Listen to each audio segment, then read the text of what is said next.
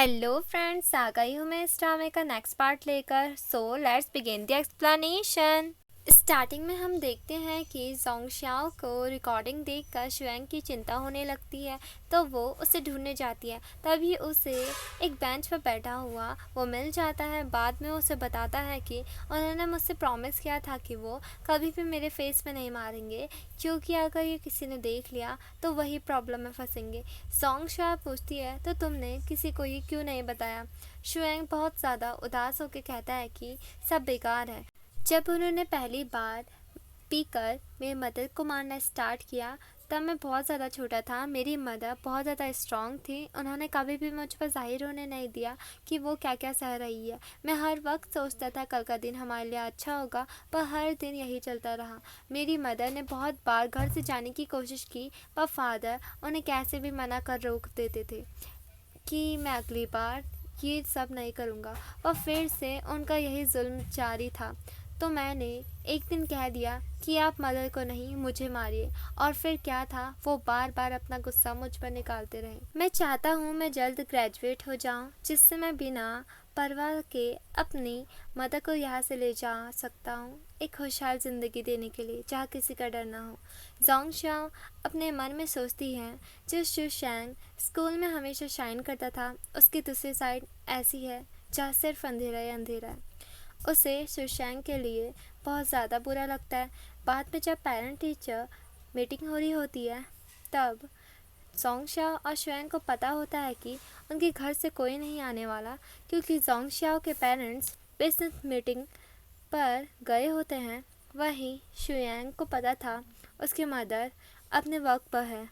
तो तभी teacher announce करते हैं कि किसी एक बच्चे के पेरेंट है जो कि उसको सरप्राइज देने के लिए मीटिंग में आए हैं, और वो होते हैं शुएंग के फादर। शुएंग उन्हें देखकर पूरा शॉक बैठा होता है। बाद में वो बहुत अच्छी स्पीच देते हैं फादर और सन के बीच के बॉन्ड की, और शुएंग की बहुत ज़्यादा तारीफ़ करते हैं कि वो बहुत ज़्यादा अच्छा सन है।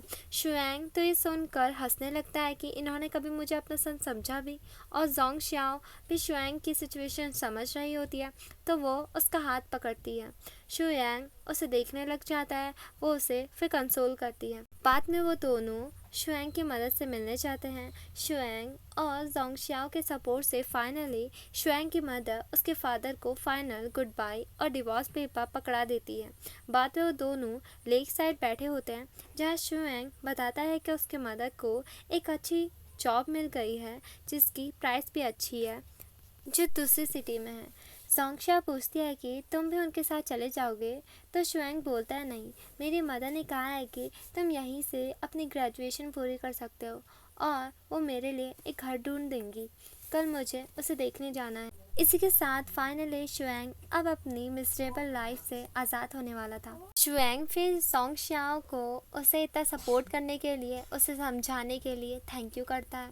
जोंगशाओ फिर शुएंग के लिए बहुत ज़्यादा हैप्पी होती है। सुबह खुद को घर में सोई देखकर वो कंफ्यूज होती है कि मैं तो स्कूल और क्लासरूम के अराउंड ही घूमती रहती थी, तो आज अचानक घर कैसे आ गई।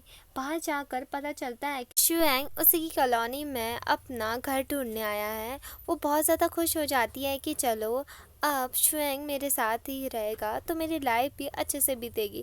तो वो शुएंग को अपने घर में रहने के लिए ऑफ़र करती है। पहले तो वो नहीं मानता, पर बार बार उसके इंसिस्ट करने पर वो मान जाता है।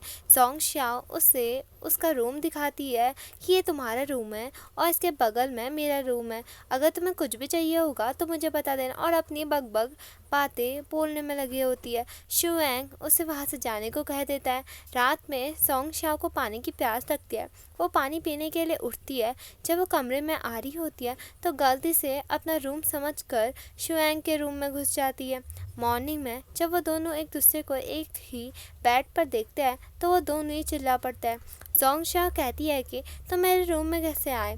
तो शुएंग कहता है, ढंग से देख लो, ये मेरा रूम है। जोंगशाओ फिर से अपने बकवास करने लगते हैं कि तुम बिना लॉक लगाए कैसे सो सकते हो? अगर मेरे बजाय कोई और डेंजरस इंसान यहाँ आ गया होता तो शुशैंग भी उसे चिढ़ाते हुए कहता है, दोस्तों से ज़्यादा तो अभी तुम ही डेंजरस हो मेरे लिए। इस पर जोंगशाओ का मुंह बन जाता है।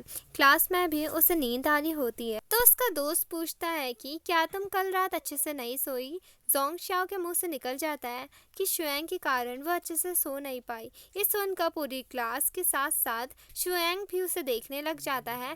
तभी उसे एहसास होता है कि उसने ये क्या कह दिया। तो वो बात संभालते हुए कहती है कि रात में एक कुत्ता इतने ज़ोर ज़ोर से भौंक रहा था, इस वजह से मैं सो नहीं पाई। तब जाकर पूरी क्लास नॉर्मल होती है। बाद में वो हाल ही में हुए अपने टेस्ट पेपर के मार्क्स को देखती है, जहाँ शुएंग को 96 मार्क्स मिले होते हैं, वहीं सोंग शाओ को सिर्फ 36 मार्क्स मिले होते हैं। और घर आकर भी वो बहुत ज़्यादा टेंशन में होती है कि वो अपने ग्रेड्स को कैसे अच्छा करे। तभी उसके फादर का उससे कॉल आता है, जो कि बोल रहे होते हैं कि अभी बिजनेस मीटिंग से आने के लिए उनको अभी बहुत ज़्यादा टाइम लगेगा। उससे उसके ग्रेड्स भी पूछते हैं, जो कि अच्छे नहीं होते हैं। फिर उसके फादर उसे बोलते हैं कि अगर तुम्हारी रैंक टॉप 10 के अंदर आई तो वो उसकी फेवरेट बैंड की कॉन्सर्ट किए उसे टिकट ला के देंगे। जोंग शाओ ये सुनकर बहुत ज़्यादा हैप्पी हो जाती है और झट से मान जाती है। फिर कहती है, फादर क्या टिकट मुझे आप दे सकते हैं। उसके फादर भी इसके लिए मान जाता है।